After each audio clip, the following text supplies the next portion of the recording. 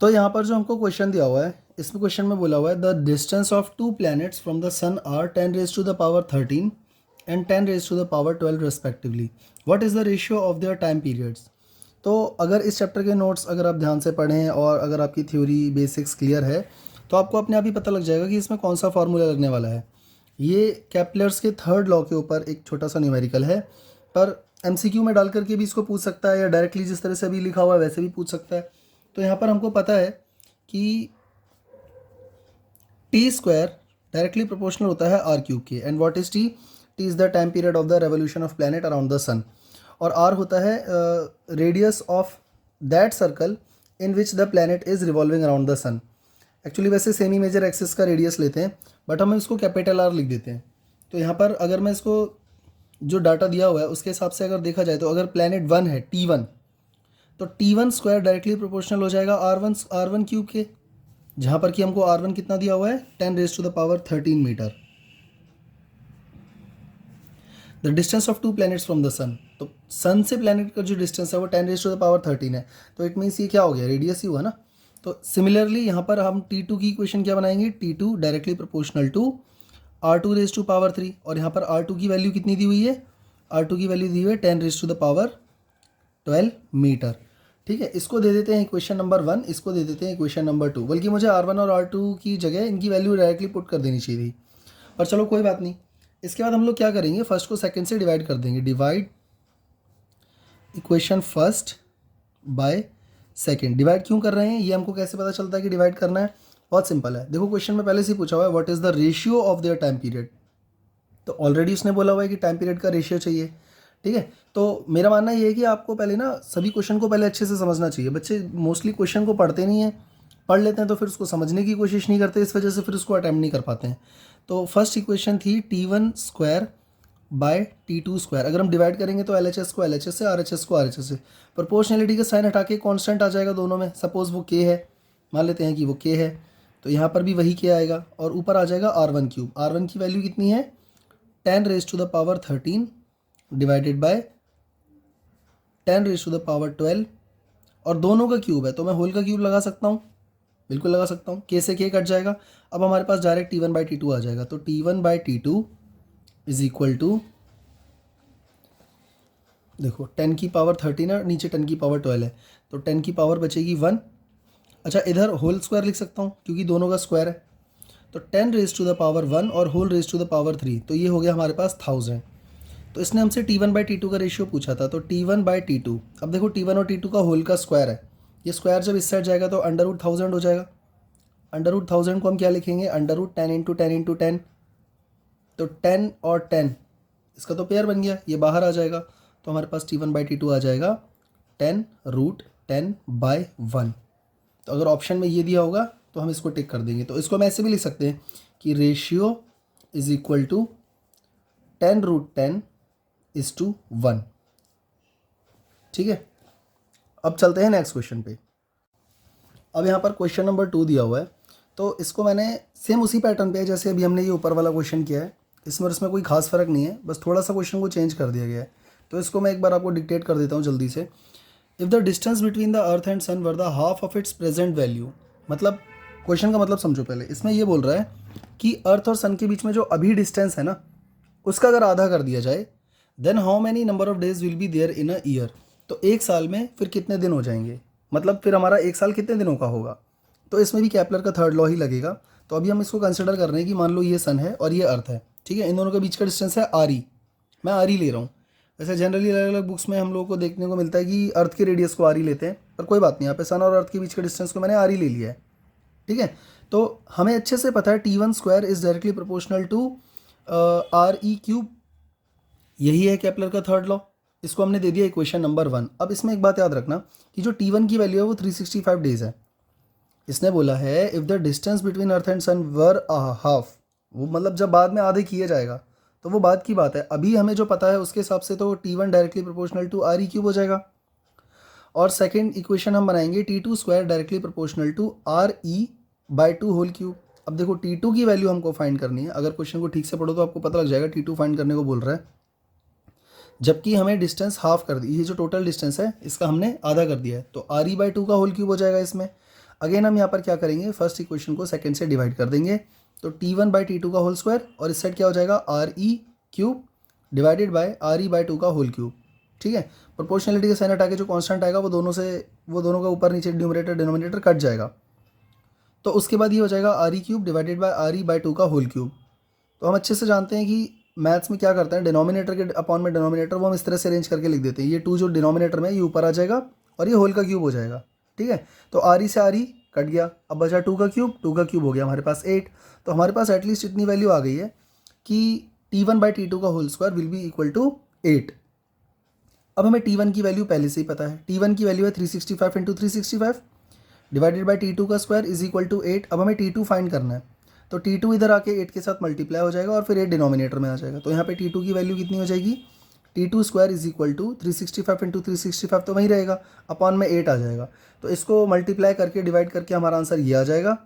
और इसके बाद अगर आप ध्यान से देखोगे तो इधर T2 का स्क्वायर भी है, तो ये इधर जाके अंडर रूट भी लगाना पड़ेगा, तो ये अंडर रूट 16653.125 आ जाएगा, जो कि अप्रॉक्सीमेटली 129 डेज आ जाएगा। ठीक है, तो इस तरह से आप आंसर निकाल सकते हो। अगर ये रेडियस को चेंज करता है या टाइम पीरियड को चेंज करेगा तो रेडियस पूछेगा। अब यहाँ पे रेडियस को इसने, सॉरी रेडियस बोल रहा हूँ, हाँ रेडियस ही बोलेंगे, अर्थ जिस ऑर्बिट में चक्कर लगा रही है वो ऑर्बिट ही तो हुआ, तो उस ऑर्बिट का रेडियस ही तो लेते हैं। आर यहाँ पर क्या है, radius of orbit of planet revolving around the sun. ठीक है, तो अगर रेडियस ऑर्बिट का दिया हुआ है तो टाइम पूछेगा, जैसे इस क्वेश्चन में पूछा हुआ है। अगर टाइम दिया हुआ है तो रेडियस पूछेगा। तो अगर आपका ये कॉन्सेप्ट क्लियर है तो बड़े आराम से आप ये क्वेश्चन कर सकते हो। तो अब हम नेक्स्ट क्वेश्चन की तरफ आते हैं। अब मैं आ गया हूँ थर्ड क्वेश्चन पे। ठीक है, तो मैंने क्वेश्चन पहले से ही लिख दिया है यहाँ पे। क्वेश्चन में क्या दिया हुआ है, the escape velocity of projectile on the earth surface is 11.2 kilometre पर सेकेंड। ठीक है, हमको पता है। A body is projected out with thrice this speed. अच्छा, तो इसमें देखो क्वेश्चन को समझो पहले। इसमें ये बोला हुआ है कि जो एक बॉडी है वो अर्थ के सरफेस से रख करके उसको स्पेस में फेंका गया है या प्रोजेक्ट किया गया है, और बोला है thrice this speed, thrice this speed. तो भैया किसका थ्राइस, तो उसके लिए इसने बोला है the escape velocity of projectile of earth surface is this, और इसका थ्राइस यानी एस्केप वेलोसिटी से 3 गुना ज़्यादा वेलोसिटी पर ऑब्जेक्ट को स्पेस में फेंका गया है। तो ये बात कंफर्म है कि वो पक्का स्पेस में चला ही जाएगा, एस्केप कर ही जाएगा, क्योंकि उसने 3 गुना ज़्यादा वेलोसिटी से फेंका है। इसकी वेलोसिटी या उससे ज़्यादा पर फेंका जाए ऑब्जेक्ट को, प्रोजेक्ट किया जाए, तो फिर वो स्पेस में चला जाता है। ठीक है, तो पूछा what is the speed of body far away from the earth. अच्छा, इसमें ये पूछा हुआ है कि बॉडी जो है अगर उसको स्पेस में इसके वेलोसिटी के 3 टाइम्स ज़्यादा वेलोसिटी से फेंका जाए तो स्पेस में जाकर उसकी वेलोसिटी क्या रह जाएगी। Far away from the earth का मतलब ये है कि वो अर्थ के ग्रेविटेशनल पुल या इन्फ्लुएंस से बाहर चला गया है, या ये कहिए कि वो स्केप कर चुका है ग्रेविटेशनल पुल को। हाँ ठीक है, तो ignore the presence of the sun and other planet. देखो अगर मैं इस क्वेश्चन को ठीक से देखूँ ना, पहली बात तो मैं आपको एक बात बता दूँ, ये एनसीईआरटी का क्वेश्चन है, ये एनसीईआरटी का क्वेश्चन है। ठीक है, इसमें आपको एक बात बता देता हूँ, ये जो लाइन लिखी है ना, ignore the presence of the sun and other planet, अगर ये यहाँ ना भी लिखी हो तो इस क्वेश्चन पे कोई फ़र्क पड़ने वाला है, कोई फ़र्क नहीं पड़ने वाला, तो मैं इसको काट दे रहा हूँ, कोई दिक्कत नहीं है इससे। दूसरी बात, ये जो स्टार्टिंग के सेंटेंस लिखा हुआ है ना, the escape velocity of projectile on the earth surface is 11.2, जिस बच्चे ने ग्रेविटेशन चैप्टर सही से पढ़ा होगा ना उसको पता होगा अर्थ का इसकी वेलोसिटी 11.2 ही होता है। तो अगर ये हमें ना भी देता, ये सेंटेंस मैं काट दे रहा हूँ जानबूझ के, ठीक है, अगर ये हमें ना भी दे तो क्वेश्चन पे कोई खास फर्क पड़ने वाला है, कोई फर्क नहीं पड़ने वाला। फिर उस बस थोड़ा सा स्टेटमेंट चेंज हो जाएगा, a body is projected out with thrice this की जगह कर दूंगा थ्राइस द एस्केप वेलोसिटी, हो गया। ठीक है, तो बस 2 लाइन का क्वेश्चन है, इसमें आपको 4 लाइन दिखा करके डराया जा रहा है। अब नॉर्मली अब इसमें बच्चा करता क्या है, वो जैसे ही इसके वेलोसिटी कॉन्सेप्ट देखता है ना, वो इसके वेलोसिटी का फार्मूला लगाना की सोचने लगता है, या इसके वेलोसिटी का फार्मूला लगा के सॉल्व करता है, बस उसी के बारे में सोचता है, पर ये इससे होगा नहीं। तो इसको कैसे करेंगे ज़रा ध्यान से देखो, यहाँ पर हमें दिया हुआ है एस्केप वेलोसिटी, अगर ये नहीं भी देगा तो हमें पता होनी चाहिए 11.2 किलोमीटर पर सेकेंड। ठीक है, ये अर्थ की एस्केप वेलोसिटी है। अब इसने ये बोला है ऑब्जेक्ट को प्रोजेक्ट किस वेलोसिटी से किया गया है, ऑब्जेक्ट को प्रोजेक्ट किया गया है इसकी 3 टाइम्स से, यानी कि मैं यहाँ पर इसको क्या लिखूँगा, velocity of projection, velocity of projection, project किस वेलोसिटी से कर रहे हैं, 3 टाइम्स ऑफ वी। भाई इसके वेलोसिटी का 3 टाइम्स, यानी कि अगर मैं इसको 3 से मल्टीप्लाई कर दूँ, नहीं अभी ज़रूरत नहीं है इसकी वैल्यू पुट करके ना, बेकार में हमें फिर 11.2 को 3 से मल्टीप्लाई करना पड़ेगा। 3 VE लिख देते हैं, इसको VE लिख देते हैं। ठीक है, कोई प्रॉब्लम नहीं है इससे, नहीं तो यहाँ पे 3 से मल्टीप्लाई करना पड़ेगा 11.2 को, कोई फ़ायदा नहीं है अभी यहाँ पे। अब यहाँ पे मास मान लेते हैं, मास ऑफ ऑब्जेक्ट है वो जो भी ऑब्जेक्ट थ्रो किया गया उसका कुछ मास भी तो होगा, क्वेश्चन में नहीं दिया हो तो क्या हुआ, हम अज्यूम तो कर सकते हैं। और इसके बाद अब एक बात ज़रा ध्यान से सुनना, ऑब्जेक्ट को अगर प्रोजेक्ट किया जा रहा है विद सम वेलोसिटी, तो उसकी भी तो कुछ, उसकी वेलोसिटी तो वी 3 टाइम्स ऑफ वी हो गई, और वी उसको ग्रेविटेशनल पुल को क्रॉस करने के लिए चाहिए। तो ज़रा खुद सोच के देखो कि ऑब्जेक्ट जब फेंका गया है तो उसके बाद उसने कुछ पार्ट उसका कंज्यूम हो गया है ग्रेविटेशनल पुल को क्रॉस करने के लिए। तो यहाँ पे मैं लिख रहा हूँ velocity of projectile, velocity of projectile after escaping gravitational pull. ये आपको समझना पड़ेगा ये क्या चीज़ है। ग्रेविटेशनल पुल को क्रॉस कर चुका है बॉडी, फेंका इस वेलोसिटी के साथ गया था, प्रोजेक्ट किया गया था, इतनी वेलोसिटी ग्रेविटेशनल पुल को क्रॉस करने के लिए, ओवरकम करने के लिए चाहिए। तो उसके बाद अब जो स्पेस में उसकी वेलोसिटी होगी जो कि पूछी गई है, देखो what is the speed of body far away from the earth. Far away from the earth मतलब वो स्पेस में जा चुका है और अब उस पर कोई ग्रेविटेशनल पुल नहीं लग रहा है। अब उसकी वेलोसिटी क्या है, तो वो हमने अज्यूम करी है v0। ठीक है, तो यहाँ पर क्या कहते हैं, इसके वेलोसिटी का फार्मूला नहीं लगेगा। तो इसको कैसे करेंगे आप थोड़ा ध्यान से देखना, मैं सॉल्यूशन वाला पार्ट इसमें, हाँ ठीक है यहाँ तक। तो इसको हम क्या, इसमें लगेगा law of conservation of energy, यहाँ पर लगेगा law of conservation of energy. मतलब मैं आपको ड्रॉ करके दिखाने की कोशिश करता हूँ, समझाने की कोशिश करता हूँ। ये अर्थ है, इससे हमने ऑब्जेक्ट फेंका है 3 टाइम्स ऑफ इसकी वेलोसिटी से। ठीक है, अब जब ये फेंक, मान लो यहाँ तक अर्थ का ग्रेविटेशनल पुल काम कर रहा है, ऐसा मान के चलते हैं, वैसे तो पूरे यूनिवर्स में करेगा पर ऐसा मान के चल रहे हैं। तो इसके पार जब ये ऑब्जेक्ट निकल गया तो इसकी वेलोसिटी हो गई v0, जो कि मैंने अज्यूम करी है यहाँ पे। और यहाँ तक इसको खींच रहा था कौन, अर्थ का ग्रेविटेशनल विद इसके वेलोसिटी। इतना समझ में आया। तो यहाँ पे law of conservation of energy कैसे लगाएंगे, एनर्जी अगर देखा जाए तो ऑब्जेक्ट मोशन में है तो हाफ mv², तो यहाँ पर हम लगा देंगे हाफ एम v0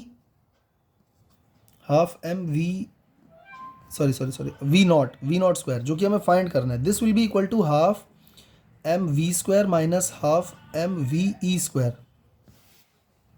इसका मतलब ये हुआ v0 मतलब जो हमें फाइंड करना है, v जिस वेलोसिटी से प्रोजेक्ट किया गया है और ve है एस्केप वेलोसिटी। तो जितनी वेलोसिटी से प्रोजेक्ट किया गया तब उसके पास कितनी एनर्जी थी, एस्केप वेलोसिटी ने जो उसकी एनर्जी कंज्यूम कर ली वो कितनी है। इसको जब इसमें से माइनस करेंगे तभी तो हमारे पास ये वाली वेलोसिटी निकल के आएगी। ठीक है, तो इसके बाद हम क्या करेंगे, यहाँ पर देखो तीनों में हाफ और m कॉमन है, तो इसका half m v0² will be equal to, इन दोनों में हाफ m कॉमन आ जाएगा। अब देखो जिस वेलोसिटी से प्रोजेक्ट किया गया था ये वो वाला v है, तो इसको क्या मैं 3ve² लिख सकता हूँ, 3ve² बिल्कुल लिख सकता हूँ, क्योंकि यहाँ पे आप देख सकते हो velocity of projection 3 times of ve था। ठीक है, तो इस v की जगह मैंने 3ve² डाल दिया माइनस ve²। ठीक है, दोनों में से हाफ m कॉमन ले लिया है, तो इस हाफ m से ये वाला हाफ m कट जाएगा, तो हमारे पास v0² इज इक्वल टू आ गया है 9। क्या करें, इसका अंडर रूट कर दें, अंडर रूट कर सकते हैं, अंडर रूट कर दें। तो एक काम करते हैं 3 इसको कर देते हैं 9ve² माइनस ve²। ठीक है, बहुत बढ़िया, ये हो जाएगा 8ve²। तो v0 इज इक्वल टू, देखो v0 का भी स्क्वायर है इधर, तो v0 का स्क्वायर जब इधर जाएगा तो under root 8 times of ve² आ जाएगा। तो ve तो आ गया बाहर क्योंकि इसका स्क्वायर है, और अंडर रूट 8 रह गया अंदर, और अंडर रूट 8 की वैल्यू होती है 2√2। ठीक है, तो ये हमारे पास हो जाएगा कितना, देखो v0 is equal to ve की वैल्यू है 11.2 और √8 की वैल्यू होती है हमारे पास 2√2। तो इसको सॉल्व करके आपके पास आ जाएगा 31.68 किलोमीटर पर सेकेंड। इसका मतलब ये हुआ कि स्पेस में उस ऑब्जेक्ट की वेलोसिटी इतनी हो जाएगी।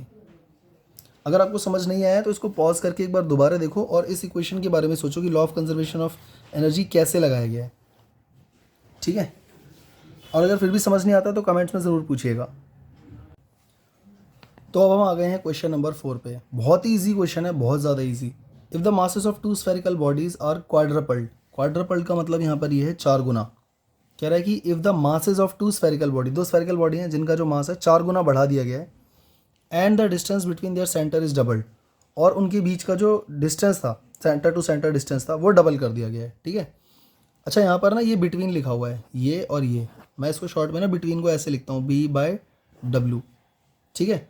तो distance between their centre is double, then how many times the force of gravitation between them will be change.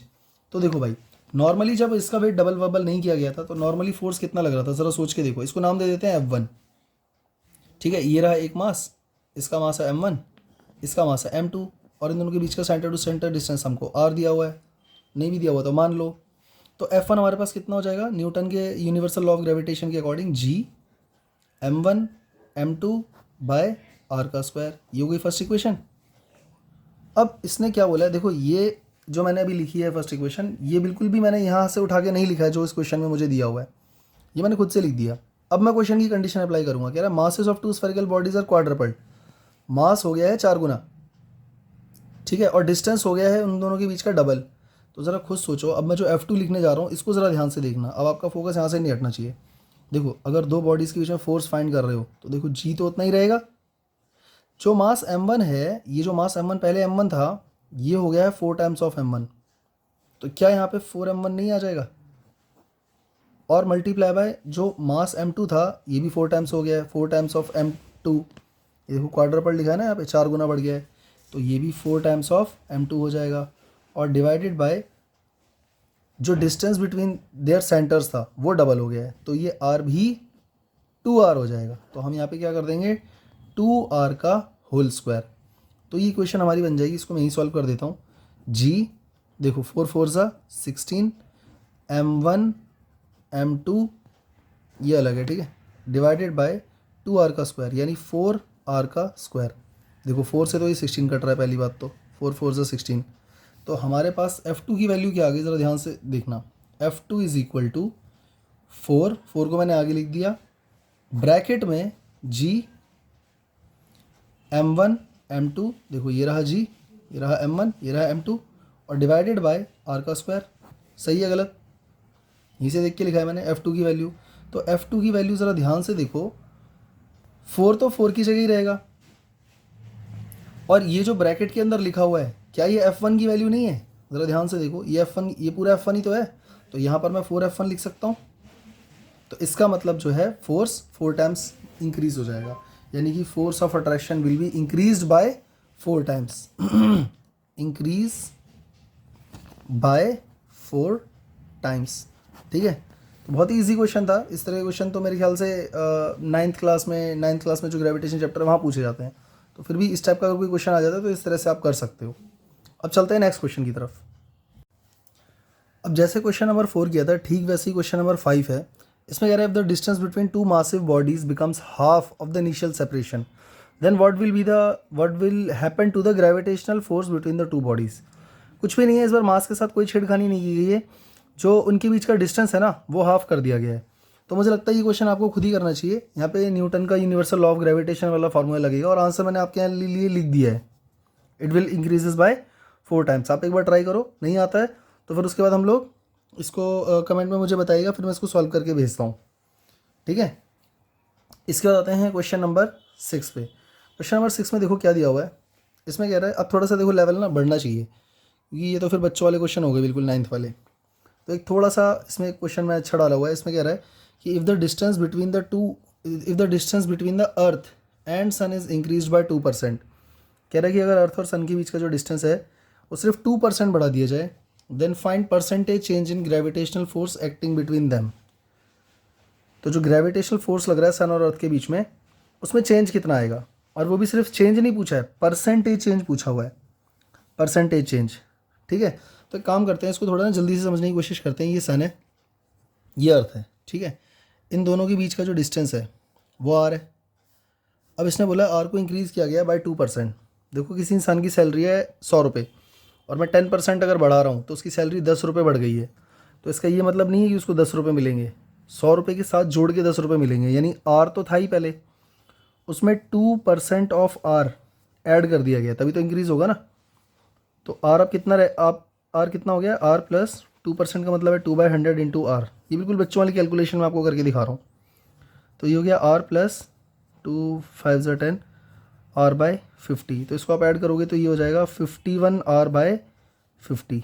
2% अगर हमने डिस्टेंस बढ़ा दिया ना सन और अर्थ के बीच में, सॉरी हाँ बढ़ा दिया, तो नया वाला आर इतना हो जाएगा, आर डैश बोल दो इसको, ठीक है। पहले यानी कि डिस्टेंस था आर, अब जो है इंक्रीज़ कर दिया गया बाय 2%, बोला ना इसने इंक्रीज बाय 2%, यानी आर प्लस 2% ऑफ आर। इसको सॉल्व करके हमारे पास आ गया 51r/50। तो जब ये डिस्टेंस नहीं बढ़ाया गया था तब फोर्स कितना लग रहा था, तब फोर्स लग रहा था F1। तो F1 की वैल्यू हमारे पास क्या है, g, सन का मास ले लेते हैं कैपिटल M, अर्थ का ले लेते हैं स्मॉल m, बाय r²। ये हो गई फर्स्ट इक्वेशन। और जो कंडीशन दी हुई है उसके हिसाब से अब जो फोर्स लग रहा है F2 वो हो जाएगा हमारे पास g, सन का मास उतना ही रहेगा, अर्थ का मास उतना ही रहेगा, जो इन दोनों के बीच का डिस्टेंस है वो इसने कितना बोला है कि 2% बढ़ गया है, और 2% बढ़ने के बाद जो r डैश है वो हमारे पास आ गया 51r/50। तो ये हो गया है 51r/50 का होल स्क्वायर। तो ये कितना हो जाएगा हमारे पास, 50² ऊपर आ जाएगा, G/m/r², और 51² यहीं पे रहेगा।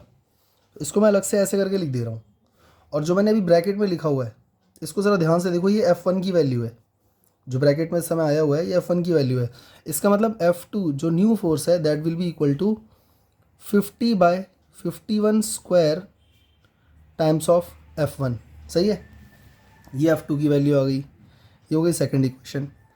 तो देखो अगर क्वेश्चन में सिर्फ इतना पूछा होता ना कि फोर्स नया वाला कितना लग रहा है, न्यू फोर्स, तो हम लोग यहाँ तक करके छोड़ देते, हो गया। लेकिन इस क्वेश्चन में ये बोला हुआ है कि चेंज कितना आया, तो पहले हम चेंज निकालेंगे फिर परसेंटेज चेंज निकालेंगे। तो देखो चेंज निकालने का बहुत ही सिंपल तरीका है। पहले तो हम ये सोचेंगे कि F1 बड़ा है या F2 बड़ा है। भाई सिंपल सी बात है, देखो न्यूटन के law, universal law of gravitation के अकॉर्डिंग देखो अगर दो ऑब्जेक्ट के बीच में डिस्टेंस बढ़ाओगे तो फोर्स घट जाएगा, क्योंकि जो फोर्स होता है वो इन्वर्सली प्रोपोर्शनल टू r² होता है। तो डिस्टेंस बढ़ाओगे तो फोर्स घट जाएगा। इसका मतलब यहाँ पे डिस्टेंस बढ़ाया गया है 2%। तो जो नया फोर्स है यानी F2 है, यानी F2 छोटा है F1 से। सही है, क्योंकि जो नया फोर्स है वो तब निकाला गया जब डिस्टेंस बढ़ा दिया गया था 2%। तो अगर हमें चेंज निकालना है तो हम क्या करेंगे, F1 में से F2 माइनस करेंगे। ये खाली चेंज का फॉर्मूला है। और अगर मुझे परसेंटेज निकालनी है तो इसको डिवाइड कर दूंगा ओरिजिनल फोर्स मल्टीप्लाई बाय 100 से। तो इससे हमारे पास क्या आएगा, परसेंटेज चेंज। ठीक है, परसेंटेज चेंज का मतलब क्या है, चेंज का मतलब क्या है, चेंज कितना आया F1 minus F2। Percentage change का मतलब क्या है, इसको ओरिजिनल वैल्यू से डिवाइड करके इंटू 100। ठीक है, अब बस कुछ नहीं करना है, इसमें वैल्यूज पुट करनी है और आपके पास आंसर आ जाएगा। तो इसको मैं आगे बढ़ा देता हूँ। तो F1 की वैल्यू कितनी है, F1 की वैल्यू ये रही, F1 की वैल्यू ये रही G/m/r²। तो मैं यहाँ पे F1 को F1 ही रहने देता हूँ। F1 माइनस F2 की वैल्यू क्या है, F2 की वैल्यू ये रही सेकंड इक्वेशन में 50, इसको मैं 2500 कर देता हूँ, डिवाइडेड बाय 51 का स्क्वायर होता है 2601। तो 2601 F1 की वैल्यू हो गई, F2 की वैल्यू हो गई। ठीक है, डिवाइडेड बाय F1 और मल्टीप्लाई बाय 100। इसको सॉल्व करते ही आंसर आ जाएगा, बस अब इसको सॉल्व करना है। ठीक है, तो देखो इन दोनों का एलसीएम हो जाएगा 2601। तो यहाँ आ जाएगा 2601 टाइम्स ऑफ F1 माइनस इधर तो 2500 F1 पहले से ही है, ये हो गया। और देखो इस पूरे के अपॉन में F1 है, तो ये क्या हो जाएगा 1/F1 इंटू 100। ठीक है, ये देखो जो न्यूमरेटर यहाँ पे लिखा हुआ है उसका अगर हम एलसीएम लेते हैं तो ये हो जाएगा 2601, फिर इसका मल्टीप्लाई इससे होगा माइनस 2500 F1, और ये जो डिनोमिनेटर में F1 था ये इस तरह से 1/F1 आ जाएगा इंटू 100। ठीक है, तो अब हम क्या करेंगे यहाँ पे, हाँ 2601 में से 2500 माइनस कर देंगे, तो ये हमारे पास कितना हो जाएगा, ये हो जाएगा 101 times of F1 divided by 2601 multiply by 1/F1 into 100। जो भी यहाँ पे लिखा हुआ है वो सारा मैंने अरेंज करके ऐसे, बस मैंने इसमें से इसको माइनस करा और कुछ नहीं करा इसके अलावा। ठीक है, खाली 2601 में से इसको माइनस करा है। तो देखो F1 से F1 कट गया, तो ये हो गया हमारे पास 10100 100 से मल्टीप्लाई करके डिवाइडेड बाय 2601। तो जब इसको हम डिवाइड करेंगे तो ये आ जाएगा 3.88%, जो कि नियरली इक्वल टू 4% है। तो 4% फोर्स बढ़ गया या घट गया, सवाल ये है। ठीक है, हमारा आंसर आ गया, बहुत बढ़िया। 4% पर बढ़ा है या घटा है, तो खुद सोचो अगर डिस्टेंस बढ़ाया जाए दो ऑब्जेक्ट के बीच में, if the distance is increase by 2%, अगर डिस्टेंस हम बढ़ाएंगे तो ऑब्वियस सी बात है फोर्स घटेगा ही ना। तो इसका मतलब ये जो 4% निकल के आया ये घट गया है फोर्स। तो इसको स्टेटमेंट में कैसे लिखेंगे, द फोर्स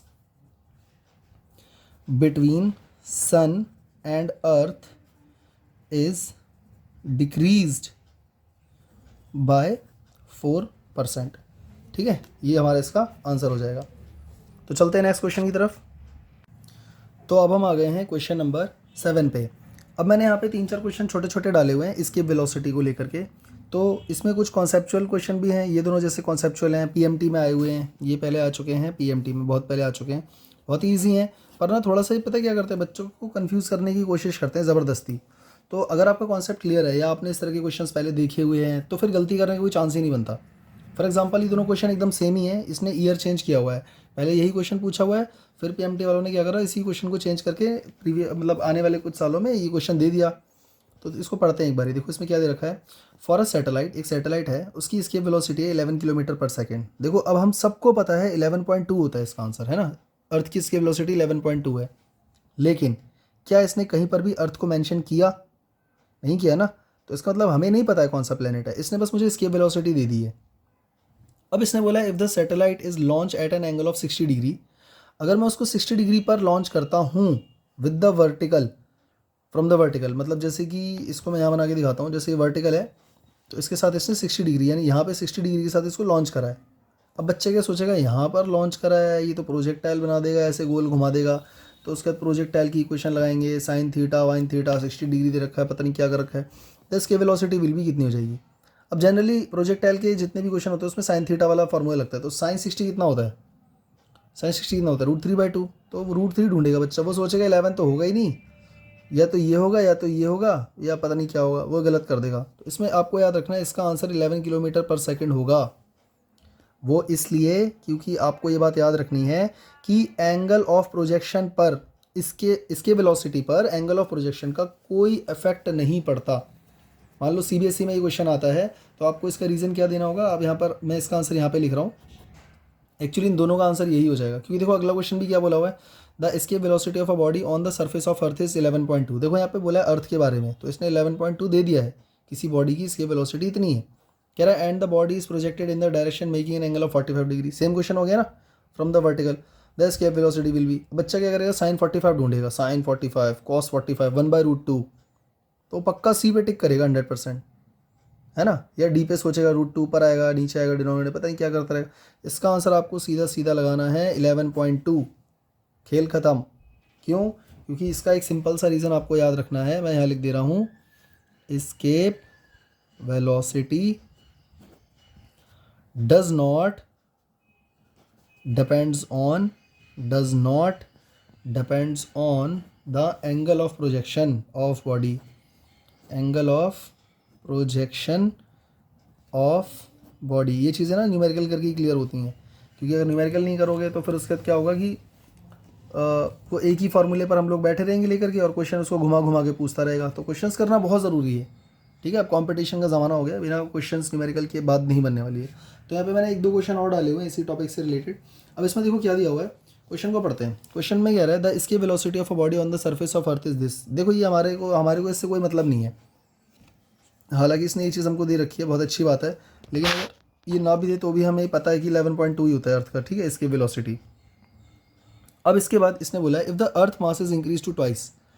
अब इसे चेंज कर दिया डाटा, इसने बोला कि जो अर्थ का मास है वो हम कर देंगे double and its present value and the radius of earth becomes half, radius earth का आधा कर देंगे, तो इसकी वेलोसिटी कितनी हो जाएगी।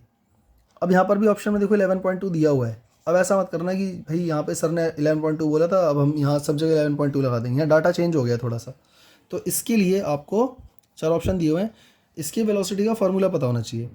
इसके वेलोसिटी का फार्मूला जनरली क्या होता है, 2gm/r। मैं यहाँ पे small m e small r e लिख दे रहा हूँ, अर्थ का मास अर्थ का रेडियस 2gme/re, और ये होता है अंडर रूट के अंदर, तो √2gm/r होता है या नहीं। और इसकी वैल्यू होती है 11.2 किलोमीटर पर सेकेंड, ये हम सबको पता है। न्यूमेरिकल अगर आप लोग कर रहे हो तो इसका बेसिक तो आपने पढ़ा होगा ना, थ्योरी तो उसमें इतना तो पता है हम लोगों को, अर्थ का इतना होता है और ये इसकी वैल्यू होती है। यहाँ पे g कांस्टेंट है, मास ऑफ अर्थ कांस्टेंट है, रेडियस ऑफ अर्थ कांस्टेंट है, ये सारी वैल्यूज पुट करके हमारे पास ये आ जाता है। इसने जो डाटा, इसको फर्स्ट इक्वेशन दे देते हैं, इसने जो डाटा चेंज करा है इसको नाम दे देते हैं वी ई डैश, और इसने क्या बोला है, मास इंक्रीज हो गया ट्वाइस और रेडियस हो गया हाफ। तो इसका मतलब अब ये फार्मूला पता है क्या बन जाएगा, अंडर रूट, देखो 2 पहले से ही था यहाँ पे, ये फार्मूले में है, जी जी ही रहेगा। मास कितना हो गया है, mass is increase to twice, तो 2m हो गया है, ठीक, divided by radius of earth हो गया हाफ, तो आर ई बाय 2 हो जाएगा, आर ई बाय 2। देखो भाई ये जो आर ई के डिवाइड में 2 है ना, ये तो घूम के ऊपर पहुँच जाएगा, और ये ऊपर 2 2 से बन जाएगा 4, और 4 अंडर रूट में रहेगा नहीं कभी, वो बाहर आके बन जाएगा 2, तो ये बन गया under root 2 G M upon R ई।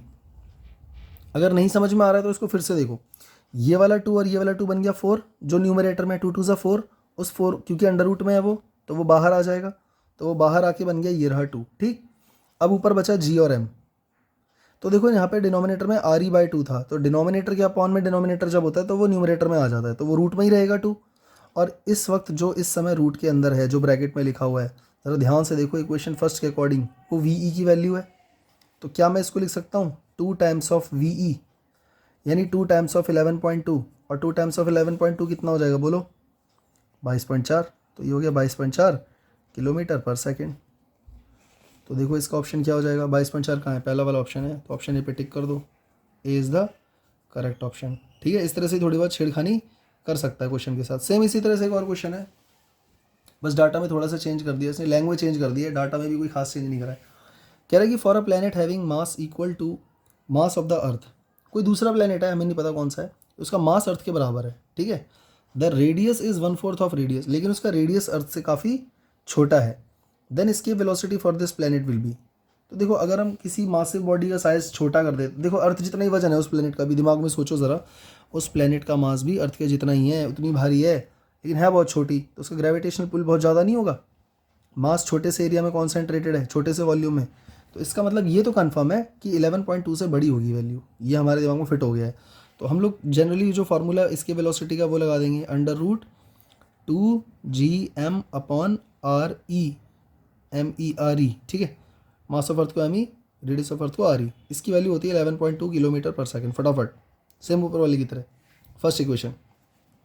फिर मैं लिख रहा हूँ वी ई डैश, ये दूसरे प्लैनेट के लिए, तो दूसरे प्लैनेट में मुझे एक बात बताओ, 2 तो 2 ही रहेगा, जी तो जी ही रहेगा, मास भी एम ई के जितना ही है, उसका अर्थ के जितना ही है, इसने खुद ही बोला है, और उसने ये बोल दिया कि जो रेडियस है ना उसका, वो 1/4 ऑफ द रेडियस ऑफ अर्थ है, यानी अर्थ का रेडियस का 1/4, तो आर ई बाय 4 आ जाएगा, आर ई बाय 4 आ जाएगा, आर ई बाय 4।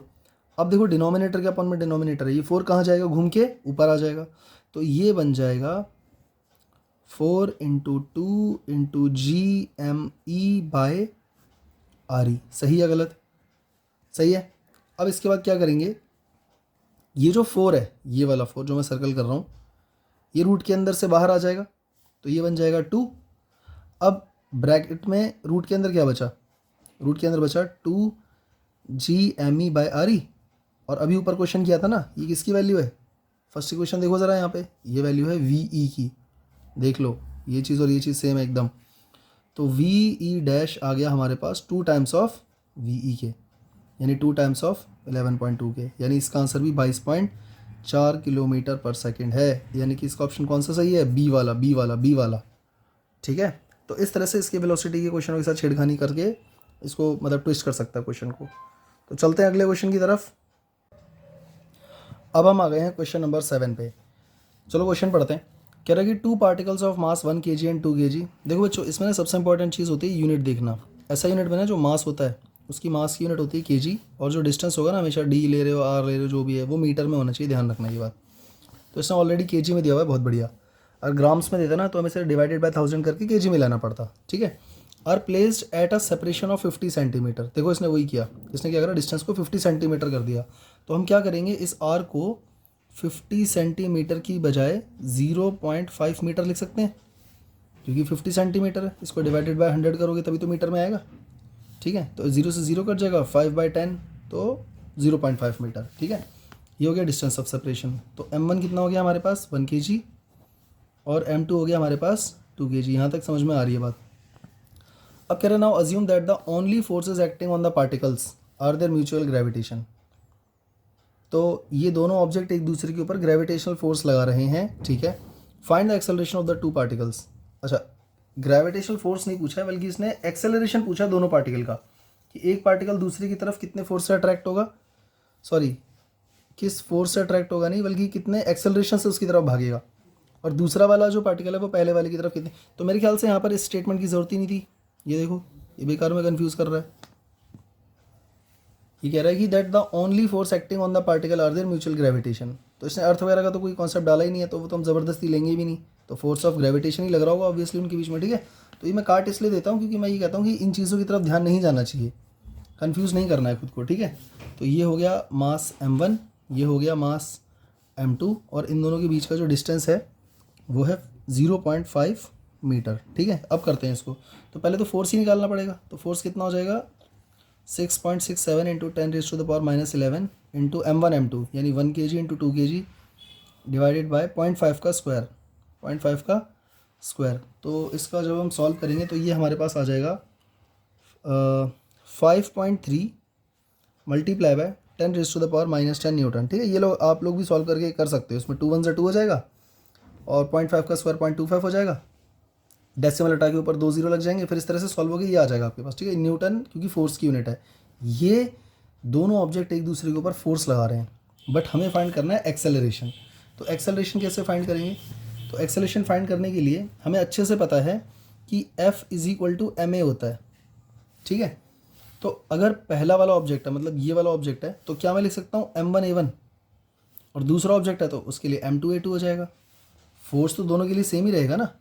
तो यहाँ पर मैं लिख रहा हूँ a1 = F बाय m1। तो F कितना था, 5.3 मल्टीप्लाई बाय 10⁻⁻10। इसको डिवाइड कर देंगे इसके मास से, फर्स्ट ऑब्जेक्ट के मास से, जो कि है 1। तो हमारे पास a1 कितना आ गया, सेम उतना ही आ जाएगा, 5.3 मल्टीप्लाई बाय 10⁻10 मीटर पर सेकेंड स्क्वायर। देखो वैल्यू तो सेम आई है, पर यहाँ न्यूटन लिखना है या मीटर पर सेकेंड स्क्वायर लिखना है, क्योंकि ये एक्सेलरेशन निकाला तुमने, ठीक है। पर ये जो एक्सेलरेशन आया है ये कौन है, किसकी तरफ लग रहा है, ए ऑब्जेक्ट बी की तरफ भाग रहा है या बी ऑब्जेक्ट ए की तरफ भाग रहा है। मान लो ये ए है, ये बी है, तो यहाँ पर ये स्टेटमेंट डाल के आपको बताना पड़ेगा। तो यहाँ पर हम क्या लिखेंगे, this acceleration is towards the 2 kg particle, 2 kg, मतलब ये फर्स्ट ऑब्जेक्ट ए पहला वाला दूसरे की तरफ भाग रहा है इस एक्सेलरेशन से, ठीक है। ये इसके अंदर प्रोड्यूस हुई, इस ए ऑब्जेक्ट के अंदर प्रोड्यूस हुई एक्सेलरेशन है ये, ठीक है। सेम ऐसे ही हम दोबारा करेंगे a2 फाइंड करने के लिए क्या करेंगे, F बाय m2, इस फॉर्मूले के अकॉर्डिंग F = ma होता है। तो a2 फाइंड करने के लिए हम क्या करेंगे, 5.3 multiply by 10⁻10 divided by m2 कितना है 2, तो यहाँ से a2 आ जाएगा हमारे पास कितना, इसको सॉल्व कर लेना आप लोग, ये आ जाएगा तुम्हारे पास 2.65 इंटू 10⁻⁻10 मीटर पर सेकेंड स्क्वायर, ठीक है। तो यहाँ पर ये जो एक्सेलरेशन है ये बॉडी बी के अंदर आया हुआ है जो ए की तरफ भाग रहा है, यानी ऑब्जेक्ट बी ए की तरफ इस एक्सेलरेशन से भागेगा, ठीक है। तो इसको भी हम स्टेटमेंट डाल के क्या लिख देंगे, दिस एक्सेलरेशन, क्योंकि जो पूछा होता है ना क्वेश्चन में उसको बताना पड़ता है फिर उसी फॉर्म में, तो इसलिए स्टेटमेंट डालना पड़ता है, is towards the 1 kg particle, ठीक है। तो अब अगले क्वेश्चन की तरफ चलते हैं। इसको पॉज करके आप लोग वीडियोस को, आप लोग ये क्वेश्चन अपनी कॉपी में भी लिख सकते हो, खुद से भी सॉल्व कर सकते हो। ये बहुत ज़रूरी है क्योंकि आजकल ना न्यूमेरिकल ही चाहिए बच्चों को, थ्योरी तो सब जगह बट रही है लेकिन न्यूमेरिकल कोई नहीं करवा रहा है। तो यहाँ पर एक क्वेश्चन दिया हुआ है, इसमें ये बोला हुआ है मास m is divided into 2 parts, xm यानी x times of m and 1 - x times of m। मतलब एक तरह से देखा जाए ना, आपके पास 100 रुपये हैं, ये मास जो है ना m, ये 100 रुपये मान लो आपके पास, इसके 2 टुकड़े कर दिया आपने। तो अगर एक टुकड़ा 20 रुपये है तो दूसरा टुकड़ा क्या होगा, 80 रुपये होगा, यानी 100 - 20। तो वैसे ही x times of m and 1 - x times of m, इस m को 2 पार्ट्स में डिवाइड कर दिया है, ठीक है। फॉर अ गिवन सेपरेशन, देखो गिवन सेपरेशन का मतलब पता है क्या है, यहाँ पे डिस्टेंस अब कांस्टेंट रहेगा इनके बीच में। फॉर अ गिवन सेपरेशन मतलब इन 2 पार्ट्स के बीच में जो 2 टुकड़े किए गए हैं इस मास के, इनके बीच का सेपरेशन अब हम फिक्स कर देंगे। The value of x, find the value of x, हमें x की वैल्यू फाइंड करनी है, for which the gravitational attraction between the 2 pieces becomes maximum. अब यहाँ पे थोड़ा ध्यान से देखना है, इस क्वेश्चन में ना आपको एक नई चीज़ मिलने वाली है। इसमें ये बोल रहा है कि एक मास ये है एक मास ये है, देखो इसका मास कैपिटल एम नहीं है, क्योंकि वो जो कैपिटल एम था ना उसके दो टुकड़े कर दिए, एक तो हो गया एक्स टाइम्स ऑफ एम, एक हो गया 1 minus X times of capital M. ठीक है, यहाँ तक क्लियर हो गया। इनके बीच का जो डिस्टेंस है ये कांस्टेंट कर दिया गया है, इसको मैं लिख दे रहा हूँ R is equal to constant. ठीक, यहाँ तक भी क्लियर है। हमें क्या करना है, इनके बीच का जो ग्रेविटेशनल अट्रैक्शन है उसको मैक्सिमाइज करना है। तो पहले तो फोर्स निकाल लो, उसको उसके बाद ही करोगे मैक्सिमाइज।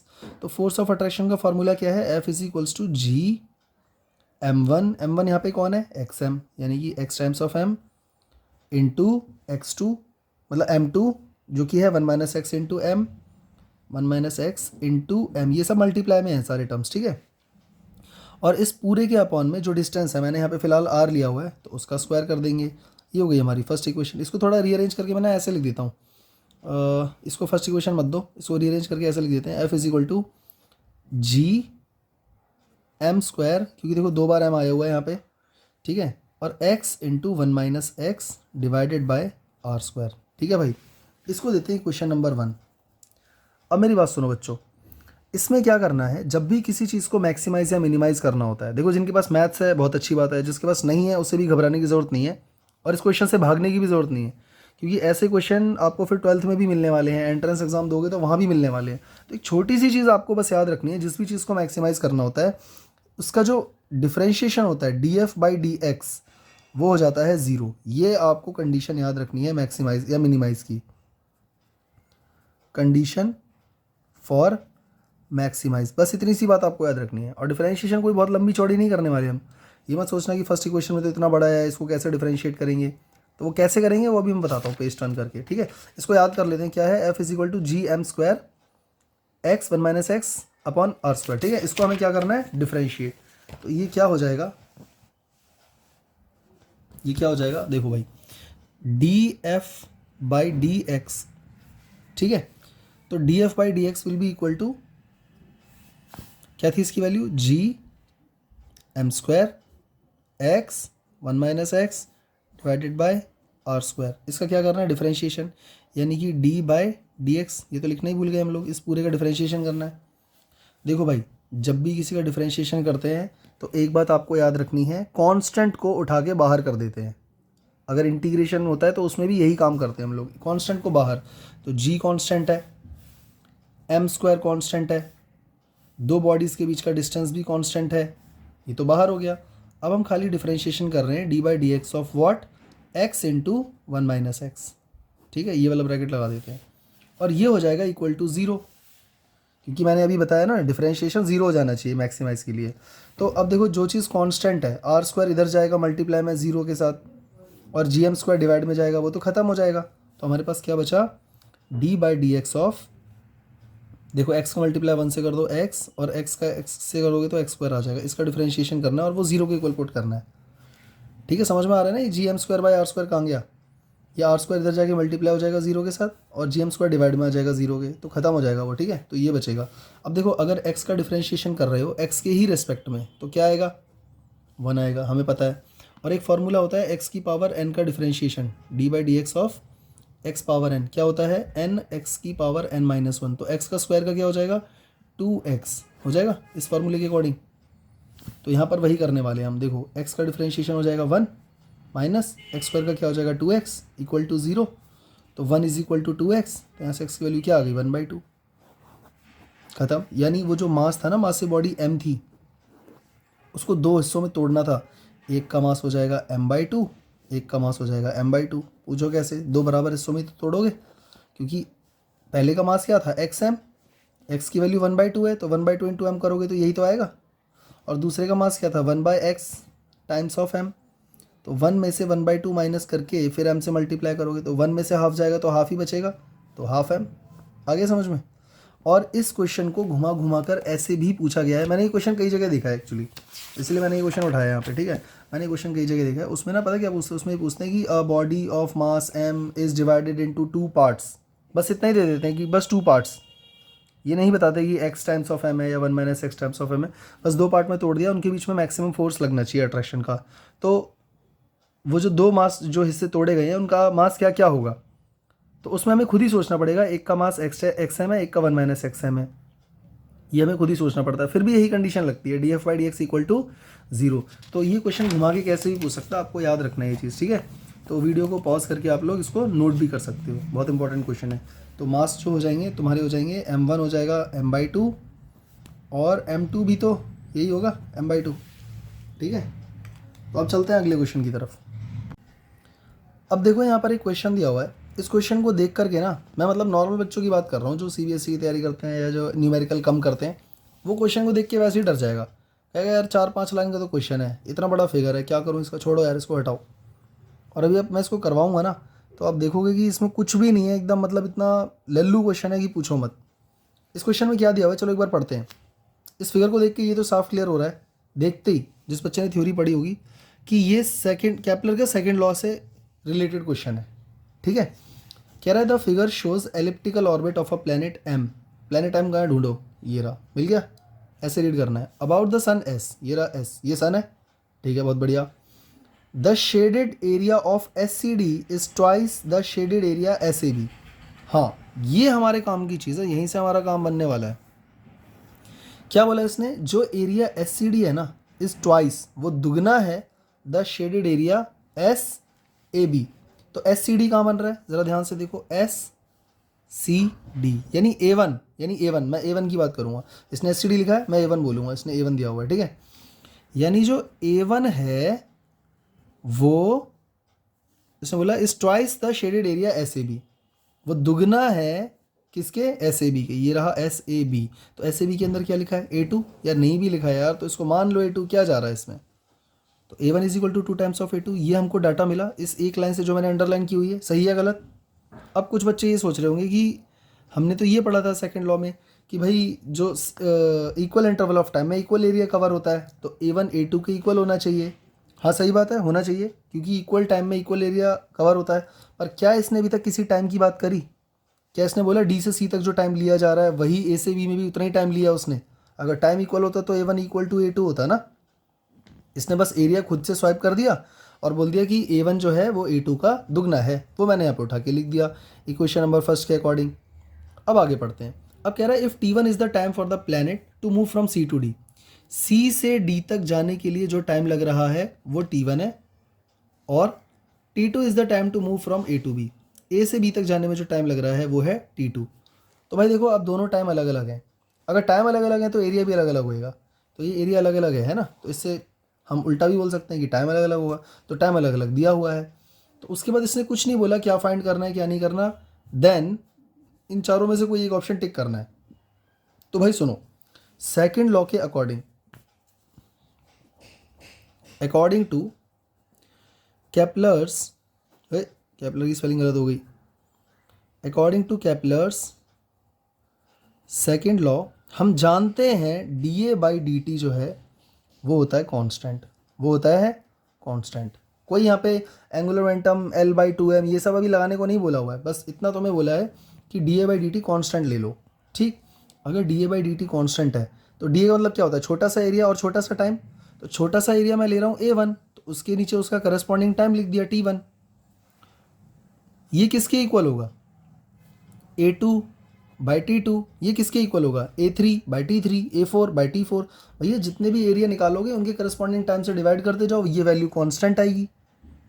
फॉर एग्जांपल साइड में दिखाता हूँ, जैसे कि आप 10 बाई 2 करोगे तो क्या आएगा, 5 आएगा। आप 100 बाई 20 कर दो तब भी क्या आएगा, 5 आएगा, ठीक है। नहीं आ रहा समझ। अगर आप 25 बाई 5 करोगे तब भी क्या आएगा, 5 आएगा। तो ये तो 5 हर बार कॉन्स्टेंट आ रहा है ना, तो इसका मतलब ये रेशियो और ये रेशियो इक्वल हुए ना। तो सेकंड लॉ के according D A by D T constant है, तो आप करस्पॉन्डिंग एरिया को करस्पॉन्डिंग टाइम से डिवाइड करते जाओ, कांस्टेंट आ जाएगा। तो इन दोनों को हम इक्वल पुट कर सकते हैं इसका मतलब। अब बताओ ए वन की वैल्यू क्या है, ए वन की वैल्यू है 2 टाइम्स ऑफ ए टू, ठीक है। अपॉन में लिख दिया मैंने T one is equal to A two को ए टू ही रहने दो। अच्छा ये कहाँ से आया, ये आया क्वेश्चन नंबर 1 से। ए वन जो है 2 टाइम्स ऑफ ए टू है, यहाँ पे मैं लिख दे रहा हूँ फ्रॉम इक्वेशन नंबर फर्स्ट, यहाँ से उठा के यहाँ पुट कर दिया मैंने, ठीक है। तो ए वन की जगह 2 टाइम्स ऑफ ए टू डाल दिया, फिर क्या होगा, अपॉन में टी टू रहेगा।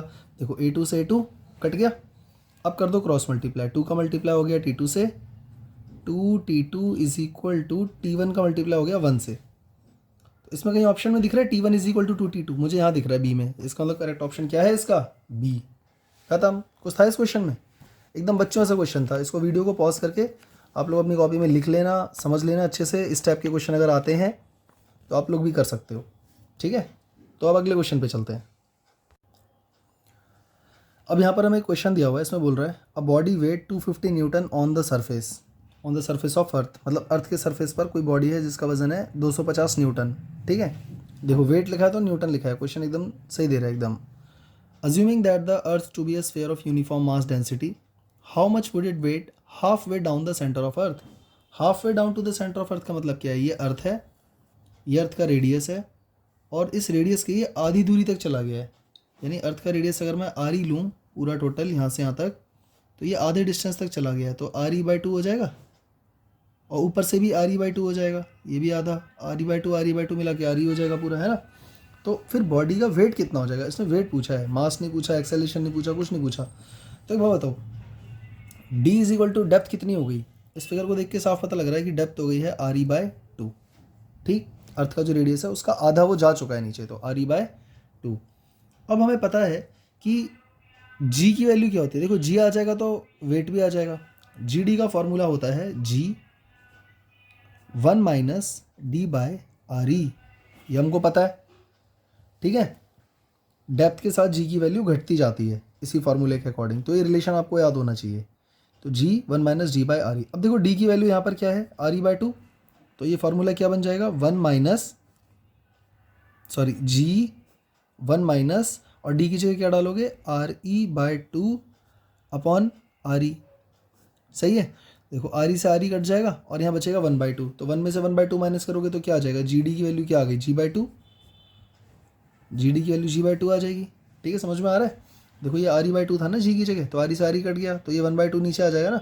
तो फिर इस 1 में से ही 1/2 माइनस करोगे तो क्या आएगा? 1/2, और बाहर जी है तो जी का मल्टीप्लाई 1/2 से करोगे तो क्या बचेगा? देखो इसको मैं यहाँ लिख दे रहा हूँ, ये क्या बन गया था? जी 1 माइनस 1/2, तो 1 में से हाफ माइनस करोगे तो हाफ बचेगा। ये पूरा ब्रैकेट के अंदर हाफ है, हाफ इंटू जी कितना हो जाएगा? g/2। तो जी डी की वैल्यू अभी जो प्रेजेंट वैल्यू है जी की, जो 9.8 है, उसका हाफ हो गया है। तो इसने हमसे वेट पूछा था, तो न्यू वेट कैसे निकालेंगे? न्यू वेट, देखो जो पहले था वो mg था, अब जो है g की जगह g/2 ले रहे हैं, तो mg पहले कितना था ज़रा सोचो? 250 न्यूटन, और अब अपॉन में 2 यानी कि 125 न्यूटन। ऑप्शन में कहाँ है? ये रहा, ख़त्म, सिंपल है। ऐसे ही एक क्वेश्चन और लिखा है मैंने जो ये हाइट से रिलेटेड है। अब देखो क्वेश्चन में ये लोग कैसे घुमाते हैं बच्चों को, ये मतलब इतना घुमा देते हैं कि बच्चा बेचारा परेशान हो जाता है, वो सोचता है कि अब क्या करूँ, जबकि है इस क्वेश्चन में कुछ भी नहीं। इसमें बोला है a man is standing on A international space station which is orbiting earth at an altitude of 520 kilometre with a constant speed of this. International space station है, अब इसको देखते ही बच्चा सोचेगा ये तो सैटेलाइट वाला क्वेश्चन है। फिर उसकी वेलोसिटी भी दे रखी है, आदमी का वजन है 50 किलो, जबकि इसमें कुछ भी नहीं करना। देखो यहाँ पे ये अर्थ है, स्पेस स्टेशन मान लो यहाँ पर है, तो वो आदमी स्पेस स्टेशन के ऊपर यहाँ खड़ा हुआ है, तो खुद सोचो इसकी हाइट यहाँ से यहाँ तक कितनी हो गई? इसकी हाइट है 520 किलोमीटर। अर्थ का रेडियस क्या है? आर ई, आर ई की वैल्यू कितनी होती है? 6400 किलोमीटर, जो कि हमको पता होनी चाहिए। ये छोटा मोटा डाटा हमको पता होना चाहिए, ठीक है। तो यहाँ पे इसने पूछा है man's weight is this, find acceleration, acceleration पूछा है ना। तो एक्सेलरेशन में फॉर्मूला क्या लगेगा? G, acceleration due to gravity को बच्चों हम लोग बोलते हैं जी। तो एक्चुअली हमें जी फाइंड करना है, तो इसमें हम क्या लिखेंगे सॉल्यूशन में? G H is equal to, देखो दो फार्मूले होते हैं, एक तो होता है G 1 minus 2h upon R E, एक तो ये होता है, पर ये हम तब लगाते हैं जब जो हाइट है ना, ये जो यहाँ पे 520 किलोमीटर लिखा हुआ है, ये बहुत कम होती है। अगर कंपैरेबल हो आर के तो फिर हम दूसरा फार्मूला लगाते हैं, तब हम लगाते हैं R E upon R E plus H का होल स्क्वायर इंटू जी, तब ये लगाते हैं। देखो ये दोनों फार्मूले हैं जी एच के, ध्यान रखना ये बात। ये फार्मूला तब लगाते हैं जब आर ई की, एच की वैल्यू हम नेगलेक्ट नहीं कर सकते, और ये वो फार्मूला है जब एच बहुत बहुत छोटा होता है, ये लगाएंगे जब एच बहुत बहुत छोटा है आर ई से, ठीक है। तो अभी हम लोग ये वाला फार्मूला लगाने वाले हैं। तो यहाँ पे जी एच की वैल्यू क्या हो जाएगी ज़रा सोचो? जी ब्रैकेट आर ई की वैल्यू क्या है, जल्दी बोलो? आर ई अर्थ का वेट है 6400, अर्थ का सॉरी रेडियस है 6400 किलोमीटर, तो किलोमीटर के लिए 10⁻³ लगेगा मीटर में लाने के लिए, और इसका स्क्वायर कर दो और डिवाइड में आ जाएगा RE+H, यानी 6400 किलोमीटर प्लस 520 किलोमीटर, ये दोनों किलोमीटर में है, तो इनटू में 10⁻³ भी आएगा फिर। और ये स्क्वायर बल्कि यहाँ से अच्छा है ऊपर लगा दो यहाँ पे, क्योंकि डिनोमिनेटर का भी स्क्वायर है न्यूमरेटर का भी स्क्वायर है, ठीक है। और जी की वैल्यू मैं ले रहा हूँ 10, क्योंकि देखो यहाँ पर भी 10 का क्यूब है, यहाँ पर भी 10 का क्यूब है, थोड़ा ईजी हो जाएगा सॉल्व करने में। तो GH की वैल्यू हमारे पास, तो सॉरी आगे से जी काटना पड़ेगा, क्योंकि मैंने जी आगे भी लगा दिया और पीछे भी 10 लिख दिया, ठीक है। इस जी की जगह मैंने यहाँ पे 10 लिख दिया, तो मैंने आगे से ही काट दिया है, ठीक है। अब इसको सॉल्व करना है हमको, तो देखो 10 क्यूब से 10 क्यूब कट जाएगा, यहाँ पे 10 क्यूब कॉमन ले लिया था मैंने इन दोनों को ना, 6400 और 520 को ऐड करके, क्योंकि 6400 किलोमीटर अर्थ का रेडियस है और 520 किलोमीटर पे वो बंदा बैठा हुआ है, ये रहा, ठीक है। तो ये भी तो किलोमीटर में है, तो दोनों को प्लस करके दोनों का 10⁻³ बाहर निकाल दिया था कॉमन, तो हमारे पास आ गया 6400 डिवाइडेड बाय 6400 में 520 ऐड कर दो, 0 2 यहाँ पे आ जाएगा, 5 और 4 9, और इस पूरे का स्क्वायर देखो यहाँ पे स्क्वायर भी है, और मल्टीप्लाई बाय 10। तो इसको जब आप सॉल्व कर लेंगे तो यहाँ पे आपके पास GH की वैल्यू क्या आ जाएगी, यहाँ से GH की वैल्यू आ जाएगी 8.4 मीटर पर सेकेंड स्क्वायर, ठीक है। क्योंकि अब यहाँ पर मीटर पर सेकेंड स्क्वायर क्यों है, क्योंकि मैंने सब कुछ मीटर में कन्वर्ट कर लिया था। तो ज़रा ऑप्शन में देखो 8.4 है कहीं पे, ये रहा मीटर पर सेकेंड स्क्वायर, ठीक है। तो इस तरह से हमारा ये ऑप्शन टिक हो जाएगा, इसका सी पार्ट। तो इसको पॉज करके आप लोग ये लिख सकते हो क्वेश्चन और इसका आंसर भी। तो मैंने यहाँ पर करीब करीब 15 क्वेश्चन करवा दिए हैं। अब देखो एक ही वीडियो में सारे क्वेश्चन तो हो नहीं सकते, क्वेश्चन तो कभी ख़त्म नहीं होंगे।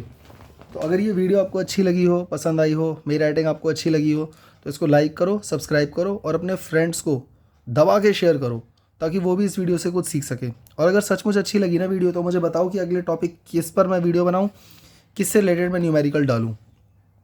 और अभी ग्रेविटेशन से रिलेटेड मैं 1-2 वीडियो और डालने की सोच रहा हूँ, मुझे टॉपिक बता देना, उसी के ऊपर ज़्यादा न्यूमेरिकल डाल दूँगा। जैसे ये हाइट और डेप्थ वाले पर मैंने एक ही क्वेश्चन डाल पाया है, ठीक है। तो थैंक यू फ्रेंड्स।